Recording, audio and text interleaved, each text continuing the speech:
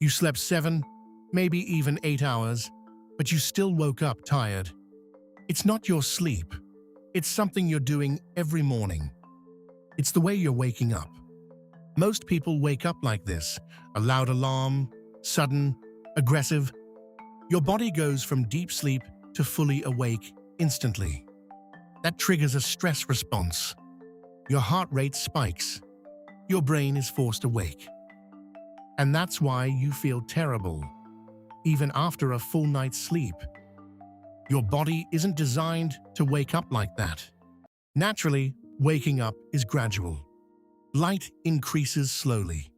Your brain reduces melatonin. Your body prepares to wake up.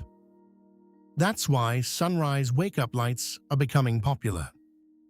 Instead of shocking you awake with sound, they use light. Your room slowly brightens, like a natural sunrise. Your body wakes up the way it's supposed to. No stress.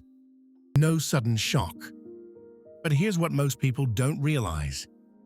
Not all of them work properly. Some get bright too fast, use harsh lighting, don't feel natural at all, which defeats the whole point.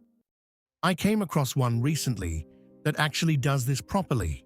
If you want to check out all the features for yourself, I've left a link in the description. It combines gradual sunrise light, warm adjustable lighting, and sleep sounds for nighttime. So it helps with both waking up and falling asleep. And honestly, it's one of those small changes that makes a big difference in how your mornings feel. I've linked it below if you want to see what other people are saying about it.